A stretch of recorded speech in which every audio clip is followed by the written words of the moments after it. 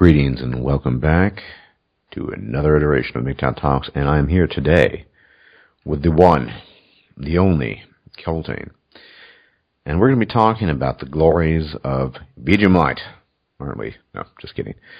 No, I wanted to make have a MGTOW Talks about this notion of a post-political world and what that might entail, and as well as the notion of what politics as a concept actually amounts to. Because we often talk about politics and political directions and centrism and leftism and rightism, but what exactly is politics and what might be envisioned under the rubric of a post-political world? So, with that said, I'm going to let Sir Coltaine start, and we'll have a listen to what he has to say. Sir Coltaine, please begin your analysis. Howdy. I think I'm probably slightly more cynical on this matter in the sense that I don't necessarily know that we could have something post-political. I think there is always going to be. I would broadly. Perhaps we should start with what politics are and how the government works. It's one of the big problems that I've always had with libertarianism.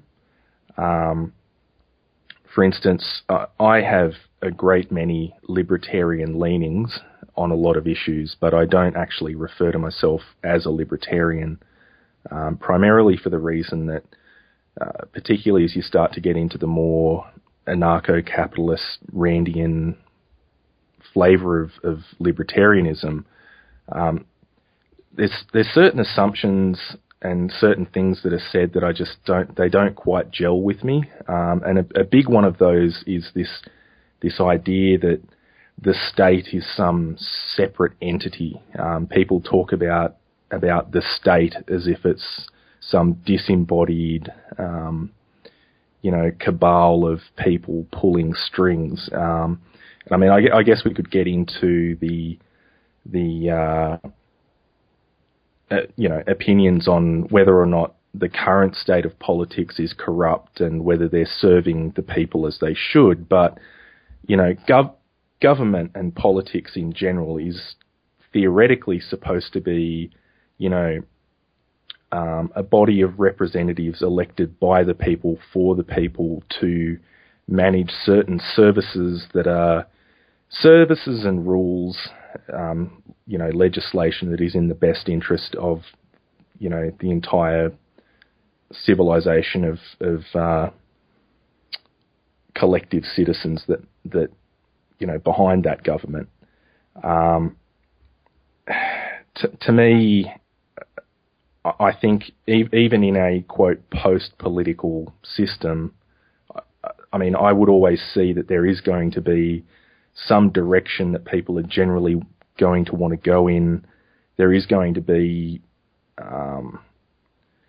common goals, and people are going to want to have their say. I guess I'm not entirely sure on how post-politicism would actually work. Right. So here's where I come in. This is partly utopian, but what I was trying to get at in that video, and what I think, is that if we look at a history of actual political philosophy, not so much, everyday politics and Democrats and Republicans or Labor screaming at conservatives or whatever, beyond that, look at political theoreticians like John Locke or Plato, men of the past, men, almost exclusively men, not all, but mostly. Well, yeah, goes without saying. Right. These guys were, in largest measure, concerned, before formulating political ideas, with human nature and what that constituted and what that was all about. Which is to say, today, modern politics, because it's such a far-flung thing, everyone has access to it, and everyone's a participant, more or less, it lacks that attempt to understand human nature. Now, admittedly, there are people on each side of the political spectrum, every side, and I have them in my subs. I have a guy named Lord Hornbuckle, And he seems like a perfectly okay guy, but he's an avowed Marxist, and he's convinced that communism is the answer to our lives. I don't agree with that, whatever. But my point is, and he offers reasons and so on. Yeah. And conversely, you can get other people who are extreme, anarcho-capitalists, libertarians, everything in between that might offer some thoughtful commentary as to why. Now, I would contend... It possibly goes both ways. I was in a conversation with someone in comment threads the other day who, upon pointing out things like... no, you mentioned... That's my whole point. He's, I think, extreme right-wing, right? Yeah, well, you point out things like the natural evolutionary reasons for herd mentality and... things regarding the function of hunter-gatherer tribes, and you get labelled a Marxist collectivist, authoritarian. Well, that might leftist. be, I don't know, that might be a really extreme example, but, my point is just that all these people can advocate, perhaps even intellectually, for whatever specific ideas they might believe in the political sphere, and they're going to be either kernels of truth or perhaps larger truths to it, but the problem is, none of these specific political systems, to my mind, take into account all the myriad facets of human nature. For example, in Lord Hornbuckle's vision of a perfect communist world, where everything is quote unquote free and everyone can just kind of hang out and not do anything, and people are always sharing. To my mind, I've actually never specifically talked to him on this specific subject, but people are also selfish and want to keep things for themselves. So that vision of the world doesn't take that into account, or the conflict that arises from that. Just as a totally individualistic, rugged, anarcho-capitalist or super libertarian view doesn't take into account collectivistic tendencies people have, things such as reciprocal altruism and economies of cooperation. Scale. Yeah. Pardon? Economies of scale. Yeah. So, they're just. And this is why I just don't know. I couldn't say. If people were actually to ask me, Stardust, what political system do you subscribe to? I'm certainly very sympathetic to the libertarian system, but I only say that because I think that's the one, when I think about it, that would benefit me the most in largest measure at the moment. And even so, I pointed out this out in the past, that all of these political systems, which are fairly modern, as political thought goes, or as social structures go, because you go back 1,000 years and you still have feudalism. The problem is that these things don't take into account actual human nature at the deepest level, such as the neuroscience behind it. For a while now, there's been an emerging field of study that converges across many different fields called neuropolitics, and it includes neuroscience, obviously political science, psychology, evolutionary psychology, behavioral genetics, even primatology, as well as ethology, and so on and so forth.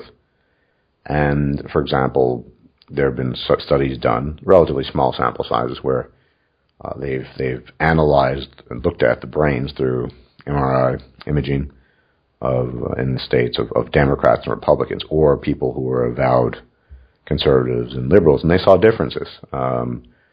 Greater amygdala size and activity in conservatives, and and left-leaning people, greater activity in the anterior cingulate, if I recall right. So there's a spectrum, there's a whole layer that we've been missing out on in trying to formulate our ideas about things.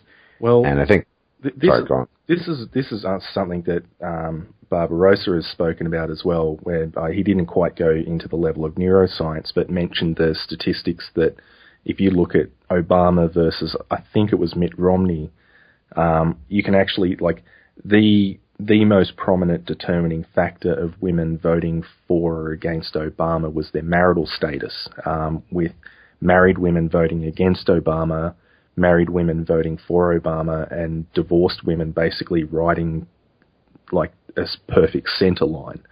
I mean, Right. these things, but I mean, it kind of this really, I think, brings up the issue of idealistic politics as well, because we're talking about political philosophy, where what is the perfect political philosophy versus what is the emergent political philosophy that exists now. Absolutely. I'm not. I mean, we can talk about well, the emergent or current political philosophy, if we want to call it a philosophy. Well, not even a philosophy. I would call that the political fact. The current state that we live in now. And I think one of the big problems is that system has emerged largely, and it is actually a reflection of our innate instincts, where most of these, there has always been an innate instinct in the species to protect the women folk, and in a post-industrialized, society, there's no clear and present danger. Like, we're top of the food chain. You're pretty much as safe as humanity has ever been. But that innate instinct to protect the women folk still exists, and it's kind of manifested now in such a way that you end up with things like VAWA, and in my country they're starting to implement special court systems separate from the main judicial system regarding domestic violence. So they have special domestic violence courts because due process gets in the way of protecting women.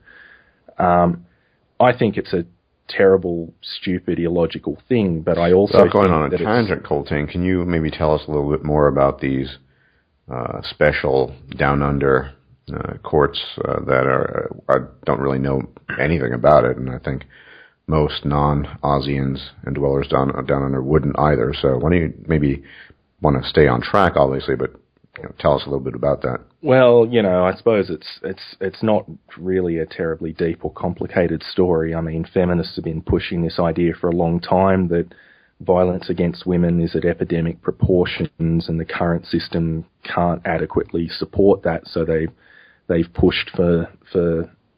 It's basically the same sort of thing that has been happening in America with rape shield laws and stuff like that.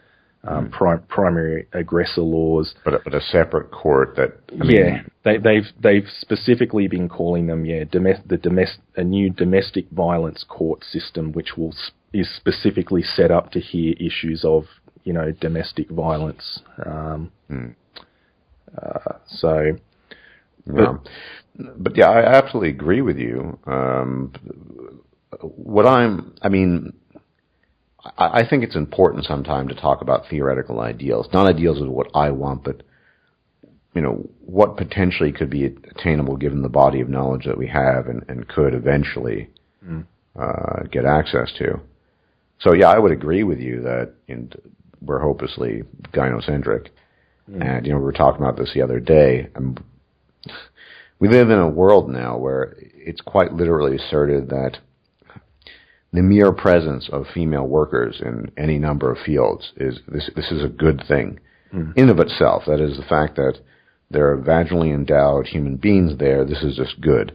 Now, I would argue that it's not, whether it's men or women, that in itself is not good. It's not good just to have men or just to have women, unless these people are doing something good, useful, productive, interesting, whatever. Then ultimately, their sex doesn't matter. And frankly speaking, it's not men that we hear from saying, "Oh, it's good that we just have men." No, it's this notion that the mere presence of females in the workplace, whatever the field might be, is in and of itself a good thing, without reflecting on what the actual contributions are. So when I look at it from that angle, what I mean by ideal would be a somewhat more rational world that says, yeah, you have a vagina, so what? Yeah. Are you doing something productive here? Are you contributing to, the net benefit of society? Are you aiding in technological innovation? Are you helping us get off this mud ball and colonize other planets? well, that's an extreme example, but if not, then your mere presence is not enough. And so the idea I was proposing is that this post-political world would be one where at least basic concepts of reason, such as that, like man or woman, unless you're neither's enough. You know, you need to actually doing something. And I would love to see that. I mean, but the problem is I don't know if our innate instincts are really geared towards that. No. Here's the thing. This is a theory. I agree with you. It's 90%, 99% unlikely. Yeah. But I mean, on a theoretical basis, love it. I mean, my problem is I look at the way things are handled now, and like the whole like women, you know, quote hitting the wall is a perfect example where women sort of they get to that, you know, 40 mid to mid 40s age bracket, you know, their looks are starting to fade. And they start to, like women in that age bracket claim that, once your looks start to fade, you know, you start getting discriminated against. That's not what's happening. What's happening is that once your looks start to fade, you become like a man. You become like a man, and you're not judged, you're not given special treatment because of your looks anymore. You're actually judged by what you can produce. And they see, it's that whole thing of, you know, men are human doings, women are human beings. Like men are purely judged by what they produce. And when women are basically put into that position and judged by those same standards, they see that as sexism. Well, they see it as a diminution and essentially a demotion. Yes. I mean, that's what it is. Well, I mean, it is a demotion, yeah. But it's a demotion onto equal footing with men, where they're judged purely on their merits. And the problem is they see it, they all see it as basically them being discriminated against, and a great many men follow along with that narrative. This is the problem, and I agree with you for remaining in the realm of reality. I mean, I was talking to the High Lady of Edmonton, Karen Strawn, the other day on Honey Badgers. Well, maybe it was privately, because I've spoken privately as well. But we're talking about the fact that women essentially have more freedom and mobility in society than men do. The most outstanding issue, of course, is this notion of paternal surrender and fatherhood and being forced on you, and there are a few others. But the fact that if one were to say, okay, you can have all this freedom, but you don't get the freebies, you know, you need to take responsibility, you don't get bailouts. Yeah. She claimed, I think rightly, that women would view that as a punishment rather than simply, you know, setting things on an equal footing. Yeah, and I mean, that's, to be honest, I mean, that's never been a factor, has it? I mean, women got the vote. They got the vote without having the same obligations as men. Like they never at risk of being drafted to pay for that right to vote. I mean, women have always demanded the same rights as men and gotten those rights, but they've never had the obligation to actually, you know, earn those rights. Precisely, and that's the point. If you were to strip them of the free qualities, you know, you get these things, or basically you can have these rights, but they come with responsibilities. Probably in most women, maybe not everyone, most women would see that as a punishment rather than a leveling of the ground. Oh, they absolutely would. But if I was to make a prediction based on what I've seen, like hypothetically, if that happened in America, where, like, you know, America still has, you know, the selective service register, like to get the right to vote and the right to drive and a social security number and all of that stuff, as a man in America, you need to sign up to selective service, correct? Correct, yeah. Now, I suspect that if it ever got, you know, if the issue was ever really pressed, they would never force women to sign up to selective service. I think they would rather get rid of selective service, including men's part in it. Well, right, and this seems to be the pattern, right? So when I don't remember the specific instance, Cartwright was much better versed in the instances of the early 20th century history and feminism, but sort of workplace regulations, you know, getting rid of practices that were harmful. Well, I mean, she spoke about it in her very first video, which I believe was the disposable male, where she basically pointed out that. Well, I always remember that one. That was very distinctive that I remembered that one because there was a part in that where she spoke about how there was a news article on the crisis of women dying, like the raising rates of women dying in the workplace compared to men. And it actually turned out that it wasn't that more women were dying, it was less men were dying. And people saw that as, because of the economic crisis. They didn't have work to go to. Yeah, but less men were dying comparatively, and people saw the ratio closing and freaked out and said, oh, what's happening to the poor women in the workplace? Well, yeah, there's that, but there were examples that she cited earlier and later in the 20th century where some not a substantial number of women were either injured or killed in some workplace accident or mishappening, and as a result of that, I think it was in Canada, they enacted new legislation, which of course covered both men and women, but the causal factor was not that a man in a factory got his hand lopped off. It was because women had suffered. And I think we're going to see this consistently. I mean, I've talked about this in the past with regards to alimony. I mean, slowly but surely, and I think it's been a long way in the making. In the context of the United States, women are having to pay alimony. By no means in the numbers of men. Yeah. But if it gets to the tipping point where enough women bitch and complain about it, they can't just blanket, the government can't just say men have to do this, because that would be so outrageously in your face that even the most gynocentric man would say, well, that's kind of weird. So they would just get rid of it altogether. That's possible. On the other hand, there's a lot of things in law at the moment which are written in very gender-neutral ways, but are only applied in a monodirectional manner. Like immediately. I agree, but how would you?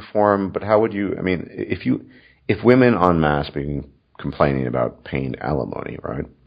What exactly? How could you either strike the concept down, or you were to say, henceforth, only males will pay alimony. I mean, that would be outrageous. I suspect it will be a case, though, that, even today, women work the wage gap, 73 cents on the dollar or whatever. And it's because women work less hours in less dangerous jobs, in less technically demanding careers, but I could imagine a judge basically looking at that ungendered legalese and saying, well, it doesn't say that the man has to pay, but the man in this relationship, by just, sheer statistical odds, is earning more than the wife, therefore he pays. We already have that. That's the way it is now. Anyway. Yeah. So I don't see that. I think the small number of women that will get, have to pay alimony isn't really going to change the broad. Well, I'm not claiming it would. I'm just saying if it got to the point, is all.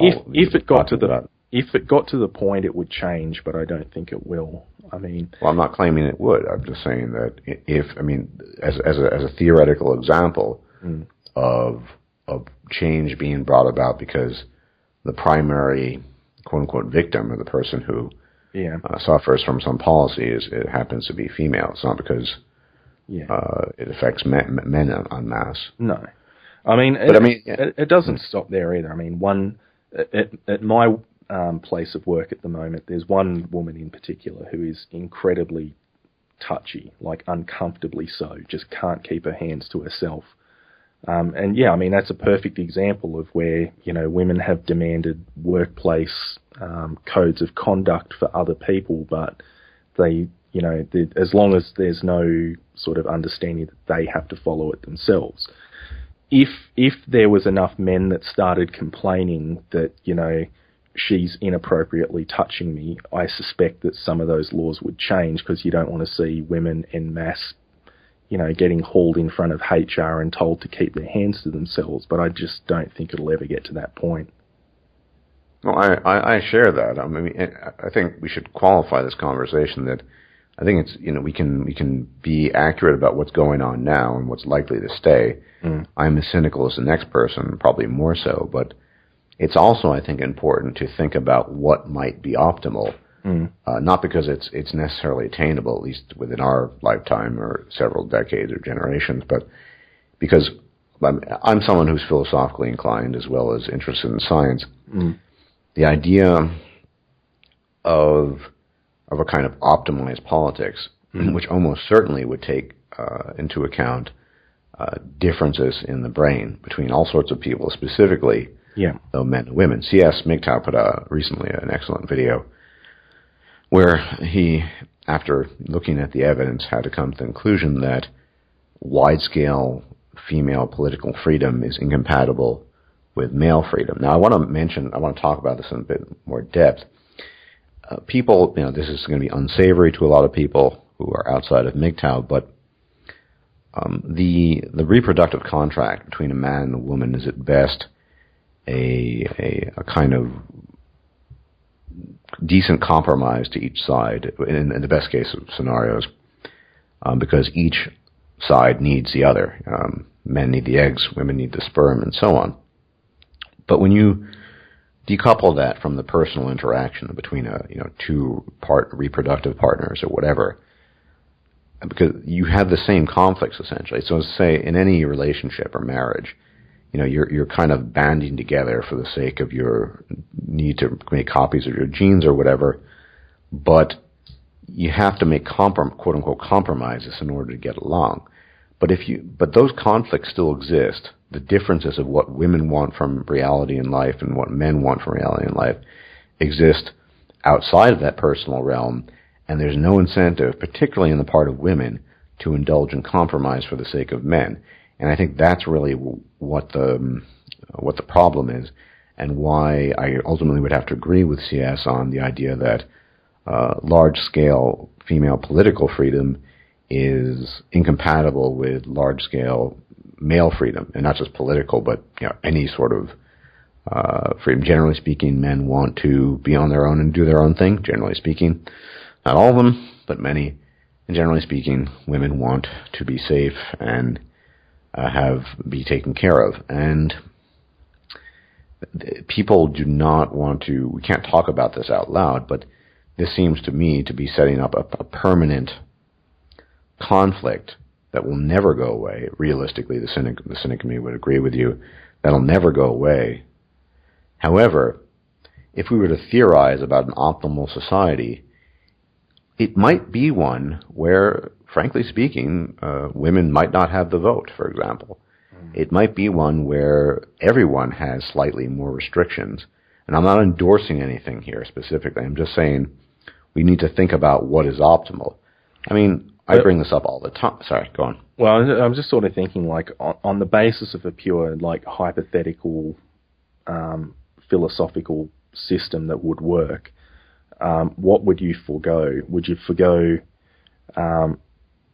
equal rights, or would you forego a system that plays to instincts? I think I would, the latter. And I think this is ultimately what I'm getting at, is that so much of politics, identity or otherwise, is born of human instincts that are poorly understood at a basic level by the majority of people. Increasingly, more and more people are understanding these instincts. Scientists are taking the time to understand these instincts. But as we know, I think I wouldn't call them social scientists so much as sort of sociobiological scientists, people who combine both of these things, and it's really important to do so, are reluctant to offer commentary on these things. The idea that science could inform our politics is one that is fraught with potential danger, some would claim, because of its misuse. I mean, in the early 20th century and late 19th century, the pseudoscience of phrenology, for example, was widespread. Under the Nazi regime, there were all kinds of wacky ideas that had no scientific evidence to back them up. So there's a fear there, but I'm one who believes that doesn't justify shying away from the evidence. So if we know, for example, that there are distinct neurological differences between men and women, and even if we didn't know that, we can make these observations, and people have actually written papers on this to show that government does grow massively, and to an extent that I think even moderate people who might think, some government's good, men, that is, maybe that's too much. And so what I'm saying is that we need to be aware of these instincts, and we really need to try to move forward with a genuine science of the human, which takes into account neuroscience, biochemistry, endocrinology, economics, all of this, history. We take our entire body of knowledge and apply it and try to create something that will be sustainable and optimal. Because we are. I mean, I've talked to CS about this. If you take a flight from anywhere to anywhere of any difference, more or less you're flying the same Boeing that was flying 30 years ago. That's pathetic, frankly speaking. Now, the technology is sort of there to not do that, and it's ultimately a question of fuel, I think. It's economics. Given our current energy source and fossil fuel reliance, it's just not possible. But this is one example. We've talked about, 3-hour, 4-hour flights from London to Sydney, as well as space exploration beyond the current limits. There's so many things that could be focused on more and would be so much more fruitful than the pettiness of instinctually driven politics. I think that's what my thesis would be. Yeah. Yeah, I mean, I guess my thing is, I don't know, again, I'm possibly much more cynical on this particular issue. I mean, I've spoken to you about this on Skype a couple of times within the last few weeks, but in a couple of recent MGTOW talks, for example, you've mentioned the idea of red pill rage. Like when men find out about the red pill and they start to have a dawning understanding of what's really been going on and the pieces of the puzzle start to click together, they get really angry about things. They realize they've been lied to. They've got all these feelings towards women that they realize aren't reasonable. There is things that can be done about that. A quick sidetrack. I think one of the greatest biological augmentations of the last century was the pill, really. The pill allowed us to indulge in our baser desires without necessarily the biological consequences that traditionally came along with it. Now, in the case of red pill rage, there are things you can do, and this is not a good solution, and I am absolutely not suggesting it as a solution, but it is a solution, would be something like chemical castration. You could take a cocktail of drugs to dull your senses, dull your inhibitions, basically chemically repress your interest in women, and that would, to some degree, solve certain problems. But I don't think there's a lot of people, I wouldn't recommend it, and I don't think there's a lot of people out there that would want to do that. It also seems, to my knowledge on biochemistry, I'm somewhat aware of these, it's not possible. It's not plausible. I mean, to do that you'd be inflicting, even if you were to achieve the effect of numbing your interest in women, you would be damaging yourself in other areas. So I don't know how that would achieve that. But well, the thing I'm simply saying is that, like, there is superficially they would seem the same thing. Like it's a medical augmentation to the hormones that drive you in certain directions. On the other hand, there's something very different about the pill, which allows you to indulge in a base desire, versus something akin to chemical castration, which would actually be destroying a piece of your humanity. And it's one of those things where... the pill has that effect on women, too, to some degree. Some women react terribly to birth control. Some women do, but I mean, it's one of those things where I think the technology that we produce, like where I was going with this is that the technology that we produce and the technology that I think will be largely adopted as a good thing it will be technologies that I think will have to already cater to our innate interests. Oh, I agree. But here's the thing. The growing consensus in science, as science in its totality progresses, is that scientific understanding and knowledge is often counterintuitive to an ape that evolved in the plains of Africa. There's so many things that we just don't get. In fact, I was listening to a fairly recent talk between a cosmologist and Sam Harris, where, at least in the realm of cosmology and astrophysics, things are so wacky to the human mind that it's not that these things that our senses, our apish senses, are not in concert. We need to actually assume, almost assume, that whatever scientific discoveries we make in the realm of cosmology will not be in sync with how we perceive the world. And so, as far as economic demand is concerned, yes, but so many things about human nature seem counterintuitive when you actually look at what we're doing. I mean, most people don't understand the difference between distal and proximate cause, for example. That's one example.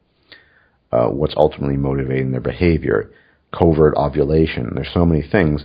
And then outside of the human realm, the realm of physics, I mean, talking about quantum mechanics and multiverse theory, which, according to cosmologists, and I have no stake in this because I don't know anything about it, at least beyond what a layperson could, is supported by a fair amount of evidence. So, yes, technological advancement would ultimately cater to basic human drives and instincts, but there are elements in science that are accepted and recognized and acknowledged as necessary as being counterintuitive to anything we might have evolved with in terms of our senses, instincts, and drives. And I would argue that maybe it's not probable, very, very improbable, in fact, but taking that mindset of not relying on our apish simian senses and drives and limited understanding of trying to shape the world, and taking a much more scientific look at everything, saying, hey, maybe the way I feel, and this is what Gerwitz was pointing out partly in the talk with her, that most of the time women initiate divorce because they just don't have the feels anymore. Yeah. And so they're just basing on visceral emotion.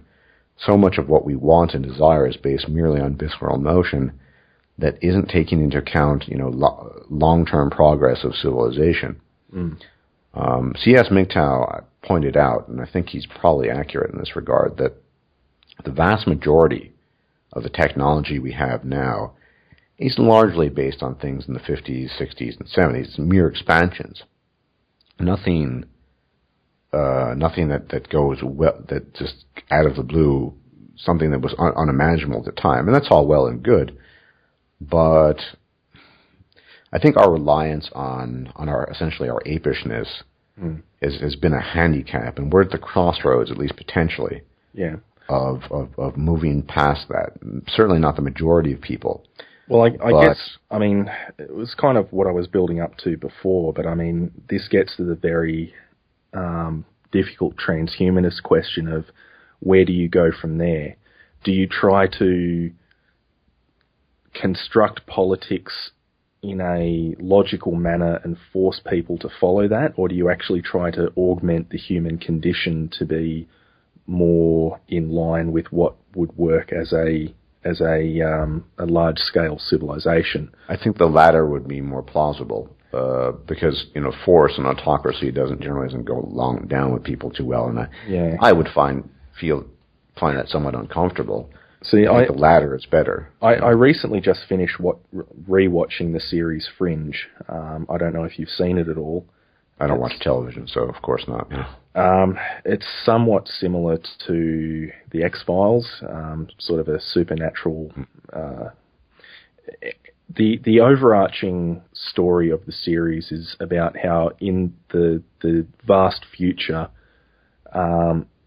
scientists basically work out that they can increase human intelligence by genetically engineering so that certain parts of the brain to do with emotion, love and hope and whatever else, basically they forego those emotional sectors of the brain to make more room for logical processing.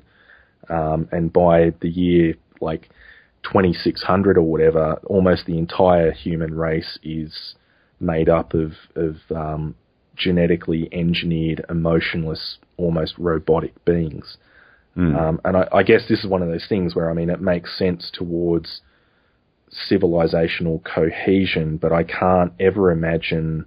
Or indeed optimization. Yeah, but I can't imagine the vast majority of people like willingly foregoing those, you know, emotional things that kind of make them... this is something that I kind of mentioned in the...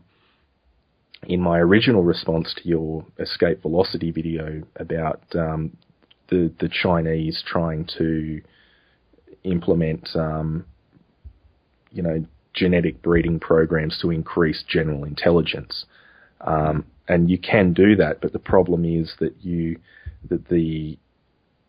the side effect of that is that if you end up with too much of a homogenous sort of mindset, yes, people on average will be more intelligent, but you forego creativity, individualism. Not necessarily. You could breed for creativity as well. I don't see them as being mutually exclusive. I actually think that creativity and group cohesion are largely adversarial properties. Well, I mean, you're focusing, I find, overly much on the idea of group cohesion. That's not what I find stimulating and interesting about the idea. Sure, that would be an element, but I would be much more for jettisoning these wasteful byproducts of a bygone age. The cohesive aspect of it doesn't interest me in the slightest. The interest I have there is in the increased creativity and intelligence, and indeed, with that, if that were possible, I mean, let's just say, totally hypothetically, that in the next 10 years, some amazing technique is discovered, and you could swallow a pill, and everyone across the globe would receive a instant 30-point bonus in IQ. Mm-hmm. We would see significant changes across the board. Now, that wouldn't necessarily lead to more cohesion. There are plenty of super intelligent people that are conflictual and combative and this. I think it's a misinterpretation, but you would get better results in many different things and many different endeavors. Because the cohesive, I mean, emotions of the sort you described are, I mean, sure, they make people feel good and oftentimes feel terrible. They're not terribly useful if you want to optimize a civilization, if you want to have a civilization with optimal technology, science, medicine, understanding. It's not to say you'd get rid of something like ethics. You don't need emotional attachment to engage in ethical behavior, for example. No. But, I mean, I think, frankly speaking, I don't think we'll get there, but yeah, I think something like that overall would be better than the current model of visceral emotion and thinking somehow that the problem I think is ultimately arrogance. If you actually engage SJWs, and I sometimes do on BioWare Sociopathy Network, what you'll see is these people actually believe that they exist outside the framework of evolutionary forces and pressures. They think the mere presence of their existence in the year 2015, the fact that they have a computer in front of them or they're playing a game or whatever, that this somehow discounts the hundreds of thousands of generations of Homo sapiens and indeed hominids and proto-hominids that led to where they are right now. And this, I think, ultimately stems from combination of willful ignorance and what I talked about in the most recent video. They want to just shut their eyes tight and put their hands over their ears. And I just don't. That's actually tends much more to cohere. I mean, if you do that, for example, the doctrine of sameness, that everyone's the same, racially the same, sexually the same, blah blah blah. No, if you believe that and just live your life that way and hang out with people who believe that too, you're going to have lots of cohesion. Everyone's the same, but we're all sort of different, but not really. And so I actually think that you would have less cohesion the greater understanding we had and the more intelligence we had on the planet. But that's just what I think. Yeah, no, I agree with you. I don't know. I just like, as a political system, though, yeah.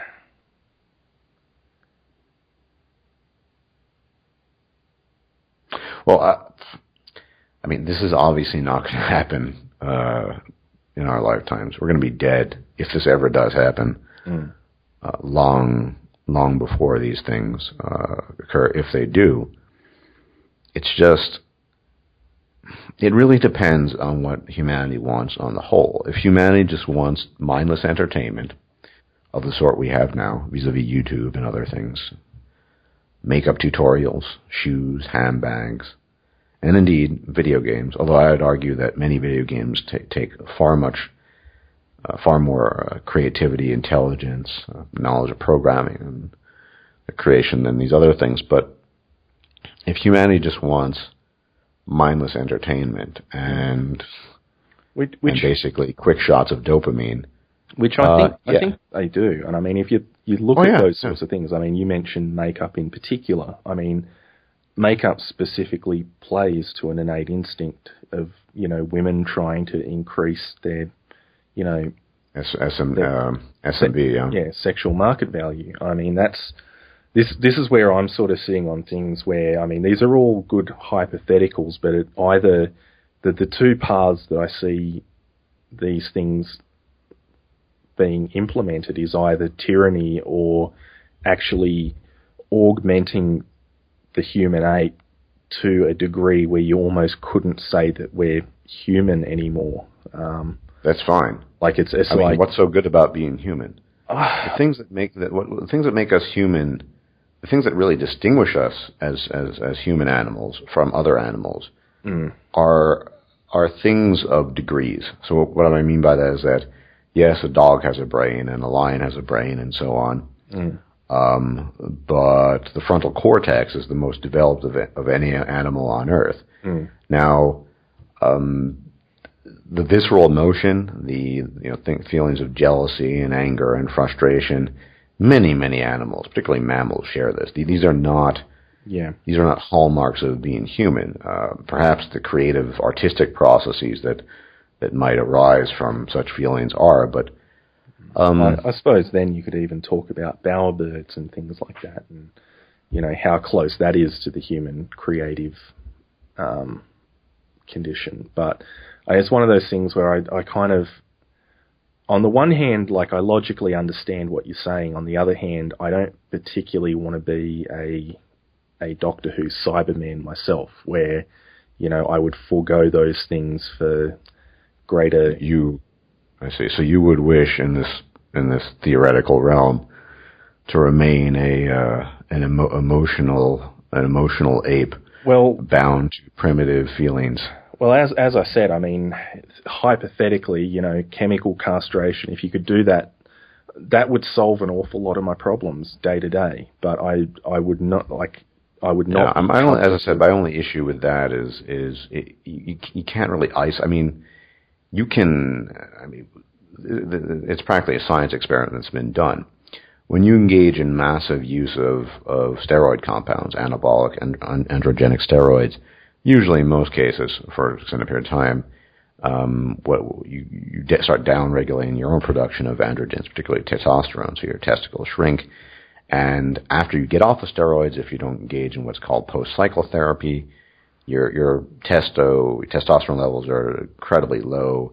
You start feeling like shit. No, you don't have any libido. That's true, but I mean, so I'm not a biochemist. I'm knowledgeable, and I'm certainly not a chemist. I mean, maybe if you could isolate out the molecule that is responsible for libido somehow, I have no idea how you would do that, then yeah, that would be plausible. It's just, you can chemically castrate yourself now. It's just, there are too many other side effects.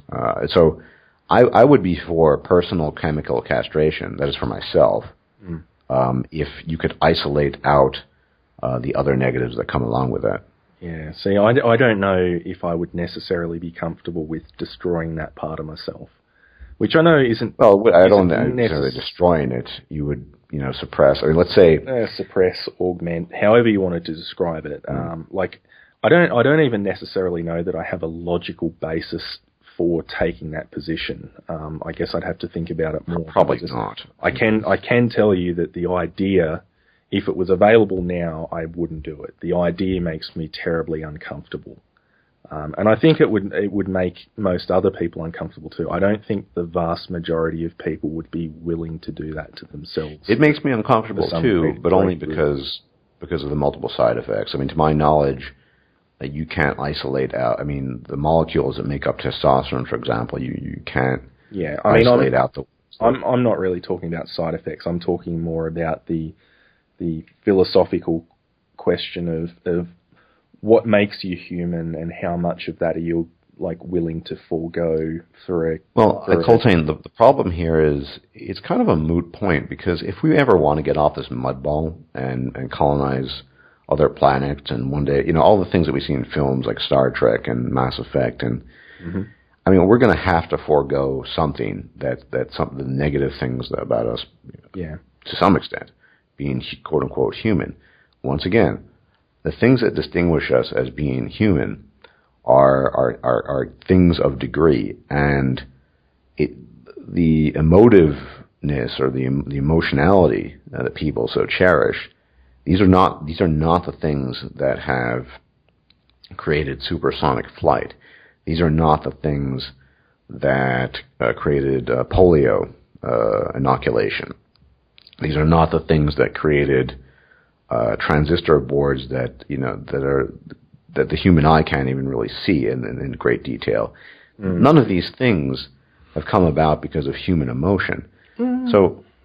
Well, not the sort that people cherish. So, I'm in love and I feel so good. No. Yeah.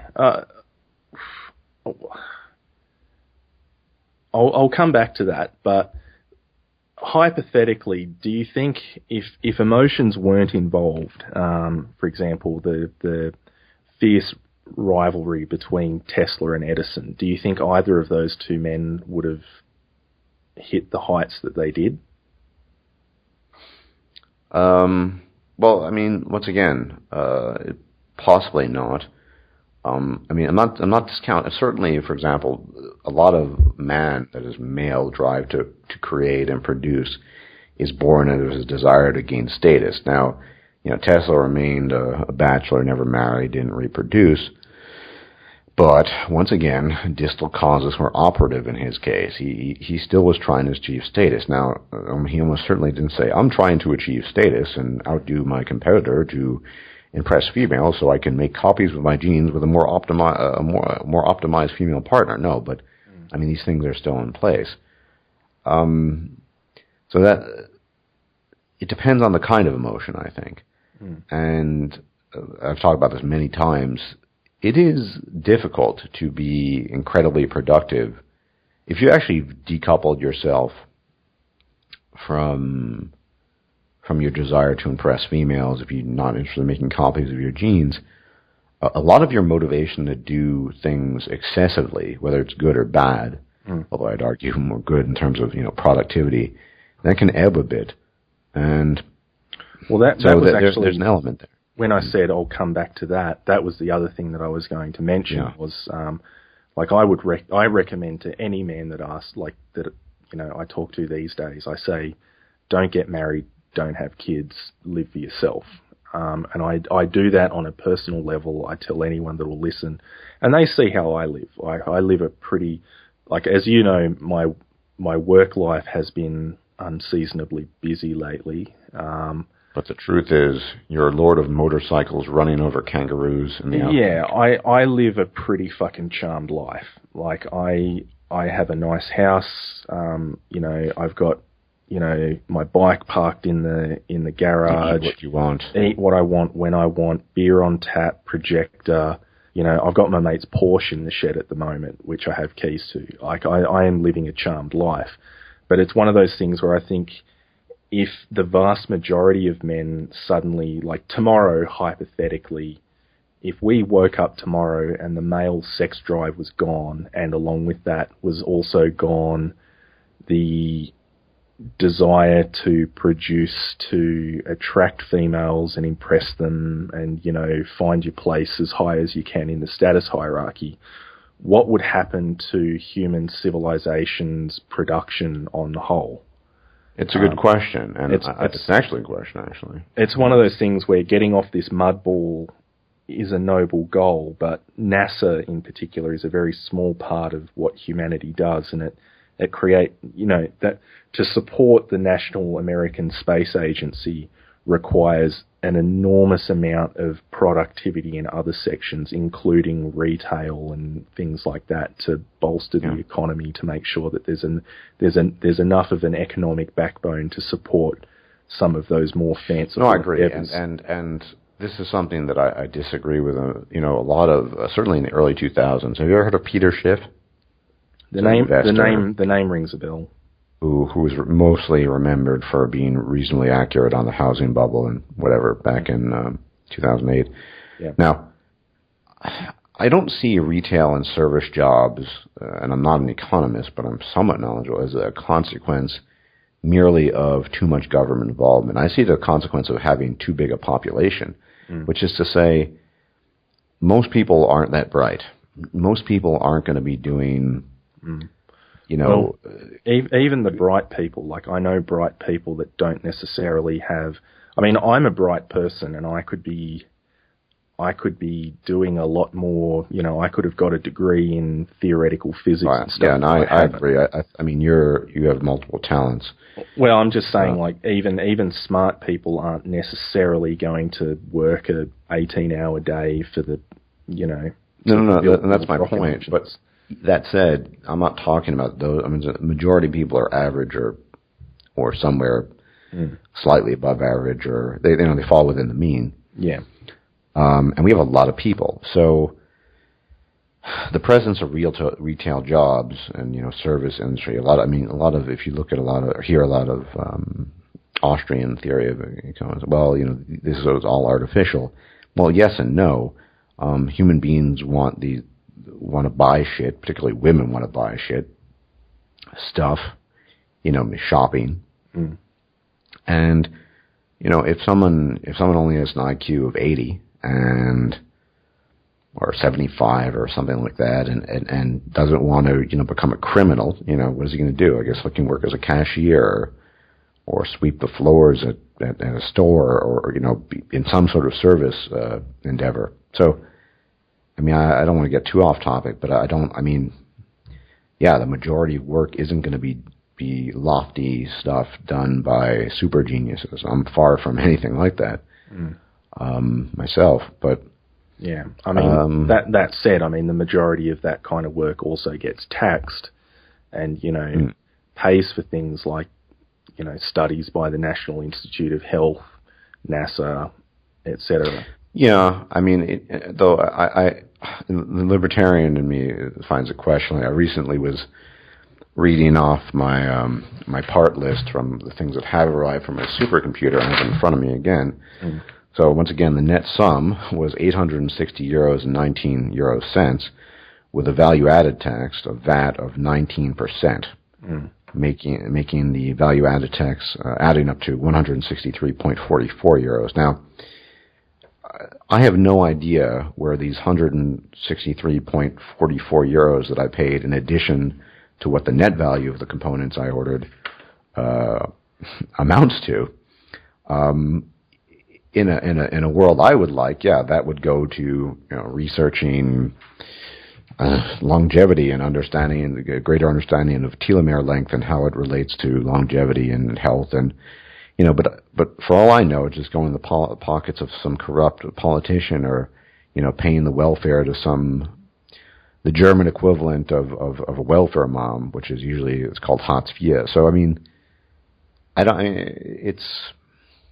want to get too off topic here, but I'm not so. Unless we want to go into the notion of taxation, going back to, and we can talk about taxation. I don't have a problem with that, but The most important thing we're talking about is the notion that sex drive linked to creativity and product. Yeah, if it were possible to decouple that. I mean, I do think that there's some notion of creative and explorative endeavor in the male mind that even if it's really distantly related to notions of status. I mean, an astronomer, an astrophysicist, wondering about the nature of the cosmos and the stars, and well, I mean, that's one of the things. A couple of people asked me about on the recent video I did regarding Maslow's hierarchy, and the top tier of the hierarchy is self-actualization, and a few people kind of asked, how do you even define self-actualization? And can people? I think one person specifically asked that if the average IQ of people that can sort of think like abstractly is like 105, can people below the IQ of 105 actually self-actualize? And my position is sure. Like, you can have an IQ of 90 and you don't have to be a super genius to rebuild a hot rod. If that's what you like doing, that is an activity that doesn't it doesn't actually serve any other purpose on the need hierarchy. You're not fulfilling basic physiological needs. You're not filling, group belonging needs like social needs. You're not filling needs to do with self-esteem. Like, it's just something that you enjoy doing. You're doing it for yourself. So I think like on the idea of like self-actualization, it doesn't even necessarily have to be, astronomy, astrophysics, anything like that. Like, it can be something simple as long as it is inquisitive and creative and you're doing it for yourself. Right. And I think in the case of building a hot rod, I mean, that there might be some distant relationship to attaining status, but I think about my own interests, and I actually can separate them out from the things that I know are more connected to the distal subconscious desire for status in order to impress white females so I can make copies of my genes. I mean, we're talking about kind of eating junk food and how I've said this before, I'm much less motivated to work out and be as fit as I used to be when when I was still mildly to very interested in things like copulation and DNA replication. But when I think about other things, like we were talking the other day about molecular genetics and how confusing it can be, and things I'm trying to understand, or some build I'm trying to come up with for a video game that is strangely enough important to me, that then it's still there. So I think you can kind of separate it out. I mean, when I do work out consistently, and it does happen more often than not, it's not because I find it terribly interesting. It's just kind of I feel better, healthier about it. But that level of drive and instinct isn't there as it would be if I were trying to attract a mate. Whereas there are things that, like I said, are completely decoupled from that. Yeah. That like this video that I started working on today that I discussed with you. Yeah. That doesn't do anything for me mate-wise. I just find it an interesting topic that's going to help us understand things better. So, I think you can tease the differences out there, and I think maybe ultimately in the case of the conflict between Tesla and the other name, Edison. Edison, right? Tesla and Edison. Escaped me, a bit knackered. The interest they had themselves probably weren't, especially Tesla, I think, was not terribly status-oriented. So, perhaps the male-on-male competitive factors kind of took over there. Yeah. But if you separate that out,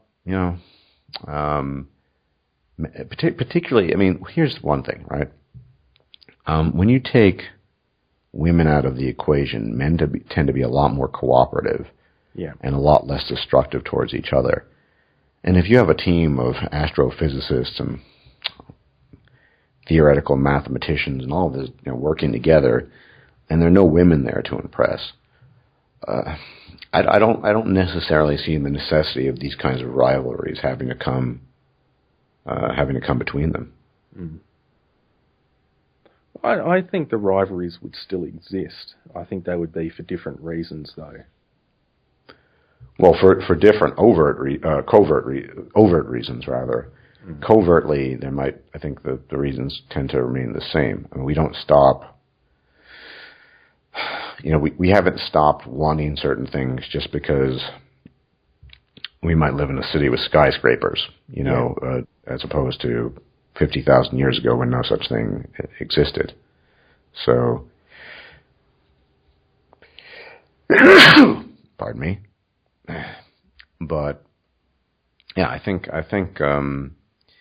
obviously my stance is a bit different. I do think transcending human limitations would be a good thing ultimately. Yeah. Now, whether or not other people agree with that, I imagine many wouldn't. Yeah.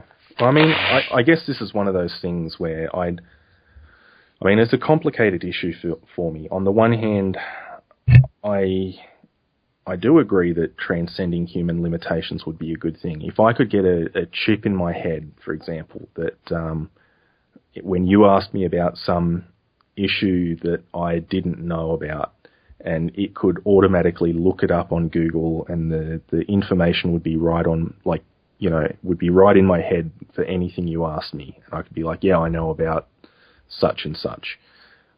That'd be great. But, other augmentations where you're like, foregoing certain parts of your personality to increase intellect, I don't know, that's a difficult one. And I mean, even then, to me, I think any, it's like I like going back to what I said before. I mean, the pill is an augmentation that overcomes a limitation of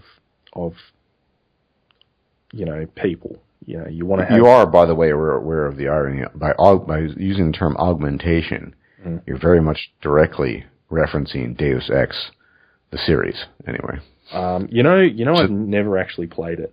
I know. Shame on you. No, you would very much like that. I don't look on a tangent here, but it's related. Yeah. I'm particularly in the upcoming title, Deus Ex Humanity Divided, which I will be pre-ordering soon, and you probably should too, folks. But yeah, well, I've been wanting to play the original for a long time, because the original came out about the same time as Half-Life, the original Half-Life, and right, it's very dated. I would probably more recommend the Human Revolution that came out in 2011. Yeah, I'll try and, I don't know, maybe I'll get it. It has more relevance in my view to what we're talking about right now. I mean, it's comparatively recent. I believe it's in the late 2020s, and I shouldn't spoil it, but this term, in this case, they're mechanical augmentations. People who the rich use them, and people also lost limbs, and helps them compensate with life. There's some more advanced ones like neural implants and stuff. Unfortunately, it doesn't really jive well with human DNA, and so people who use augmentations need to take a drug called neuropozyne, and if you don't take it, they kind of either die or just find excruciating pain. Yeah.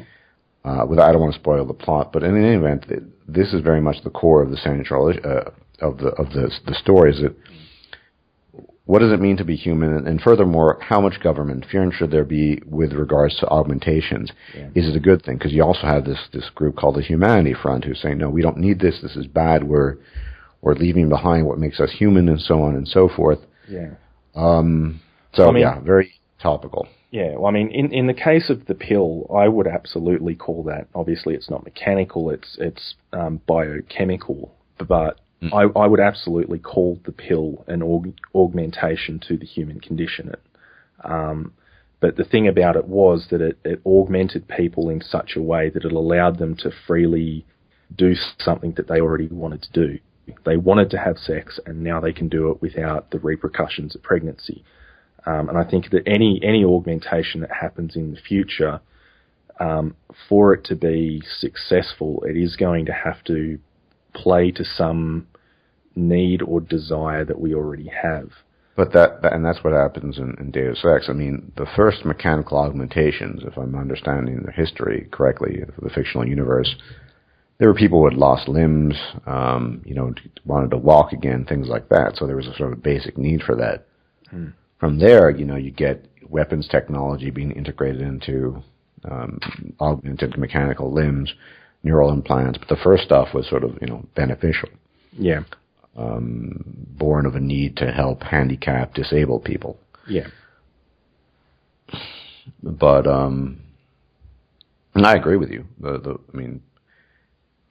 Augmentations, whatever they might be in the future, will be things that are seen as directly beneficial to human beings. Given our gynocentric tendencies, I don't know things that would be beneficial to men, like male birth control. Well, this is one of the big... I think male birth control, is going to happen just from the standpoint that it's such a low-cost thing. There's money eventually, to be made. There are male pills and, Vassal gel currently under medical trials. I can imagine that happening. The things that I'm much more skeptical about is like the amount of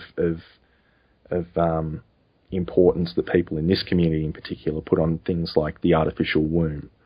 Like if we're to look at that in terms of things that already exist today, like if we're to compare the artificial womb to IVF, for example, IVF, comparatively speaking, is a very, cheap procedure.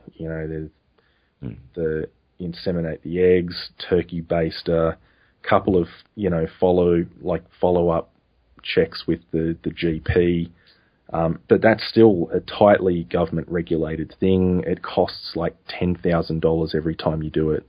It's expensive and tightly regulated. Now, if you talk in terms of an artificial womb, the baby grows inside the mother in IVF. In an artificial womb, you're talking about incredibly complicated technology that's going to be tied up for 9 months at a time. It is going to be insanely expensive. The government regulation on, like the idea that you could just own one of these yourself and pump out genetic replicas, I don't think that's going to happen. It's going to be not anytime soon. It's going to be incredibly tightly regulated by the government. I would say that if the artificial womb ever happens, it's not going to be the savior of men. It's going to be for incredibly rich, infertile women. I don't think... Or a point of abuse for the government, creating... The government has an incentive... the people who comprise the government and try to maintain, it needs bodies. If you look at the case of Japan and Germany, which has the lowest birth rate in the world, and there's some incentive for having just, basically worker drones. Yeah. Right. And this is obviously a bit dystopian. Well, 1984-ish, but... Well, I would actually say not even 1984-ish. I've never actually seen the film myself because I, for the most part, can't fucking stand Michael Bay. But as I understand it, he made a film called, I think it was called The Island, and the idea was that it was like this... Leonardo DiCaprio. Basically the premise of the film, as I understand it, is that these people live in this society and they're kept there by some overarching group of people, government, corporation, I'm not sure which. And they're essentially, what they are is clones, and they're clones kept there as and I don't think they know this, but they're kept there as like basically spare parts. So if you're a rich guy, you get a clone made. I think I saw that, right. So if your liver fails, you get your clone and you yank the liver out of him. It makes for a good science fiction story, but the ethics of that, if we look in history where like ethics have gone horribly pear-shaped, like Nazi Germany, for example, where you had Josef Mengele doing these kind of experiments on people. Post-war, that's not a thing that the German people are particularly proud of. I just, like, this is what I was talking about before, where, the idea of the government the state being some separate entity. In theory, they are supposed to be elected by the people for the people, and I can't, like, short of some incredibly strict tyrannical system, I just can't imagine that the general populace would be ethically comfortable with something like that happening, like the government using artificial wombs to pump out worker drones to keep the society running. Like, I can't see it. I'm not suggesting that's not. I mean, well, no, I'm just saying, like, you mentioned it, and I'm just like, as a pure hypothetical, I can't. Yeah. I can't see that sort of stuff. Like, the artificial womb to me will be something relegated to incredibly rich, infertile women. I don't think... Or women who just don't want to bother with childbirth. Plenty of those. Well, or rich, too.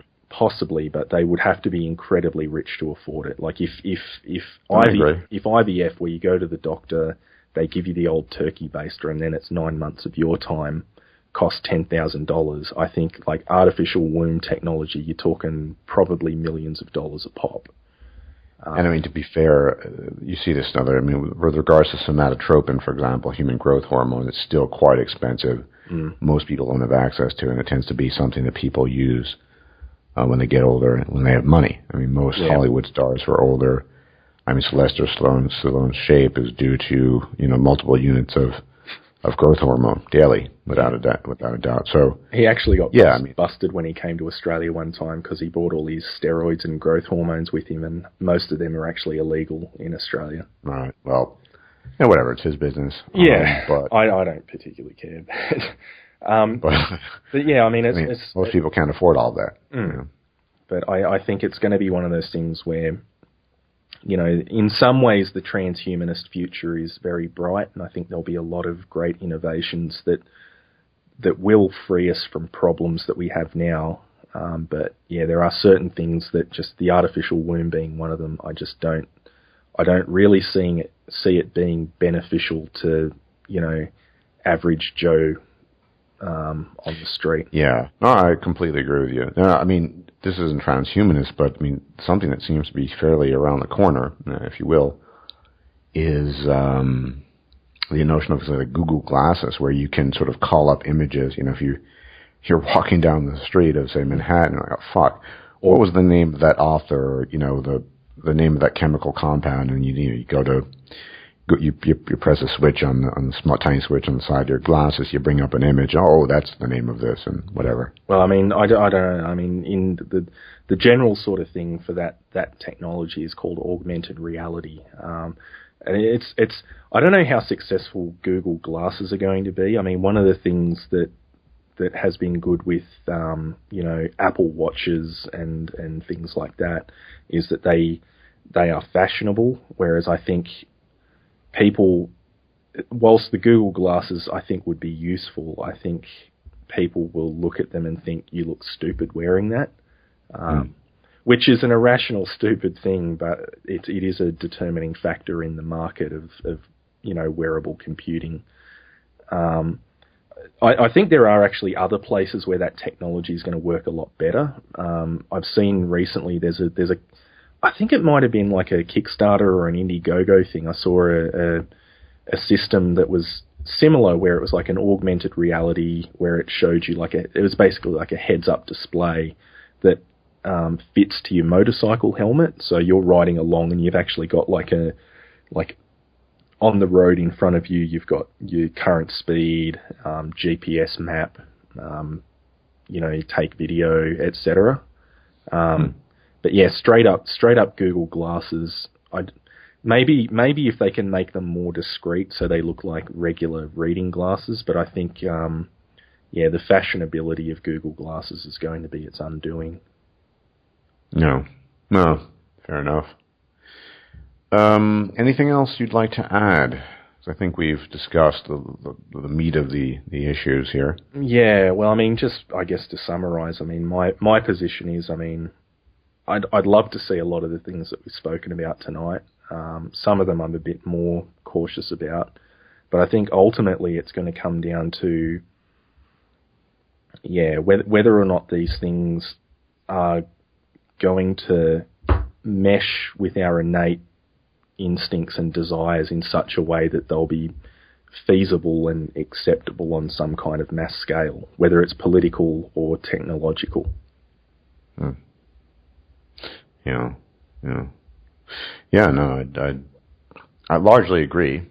But I'm pretty much convinced that I'm not going to fall for, say, a nirvana fallacy here, but the way we're doing it now, it could be a lot better. That's what I would say. Yeah. So, anyways, I think that would cover the issue largely. Hope you folks enjoyed that. The return of Coltaine, a legend in his own right. Hey guys. And can we? Pardon I me? was just like saying, hey guys. Yeah. Well, can we expect more content in the not too distant future from this legend? Yeah, I'm working on a few things. I will say this though, I think having a break for me was beneficial. Sure. Yeah, I think that we're in a very intense community here. Lots of different ideas, and lots of people have very strong feelings about those opinions, which is great. But it also means that occasionally you do feel a bit of burnout, and I think it is beneficial to occasionally step back and just get some breathing space, and that also helps you come up with new ideas as well. You don't want to get bogged down in the current goings on and not see the forest for the trees. Yeah, absolutely. I'd agree with that. You have the option of course, not. You have a real job as opposed to me. So yeah. Well, the real job's been working me a fair bit of overtime lately, so there are swings and roundabouts, positives and negatives and everything. But with a bit of luck, I imagine we can look forward to the return of the legend. Yeah. Until the next time, I'll say, any commentary on Vegemite, that would be helpful. Remember to always smear it on the back of your ears. We're getting into drop bear mating season, so just remember, look up and stay alive. That's especially true for tourists who aren't aware of the danger of drop bears. They can drain your jugulars dry in a few short minutes, so Vegemite is 99% certain to protect you from that. So please, smear the Vegemite. It's more like 95. You still have to be prepared to protect yourself with fisticuffs if need be. Okay, well, so there. One of the many risks of traveling and being in Australia, and of course drop bears, and even Vegemite isn't a sufficient solution, not 100% at least. So be careful and look up to the trees. All right. Everyone, thanks for listening, and we'll check you guys out later. All right, catch you later.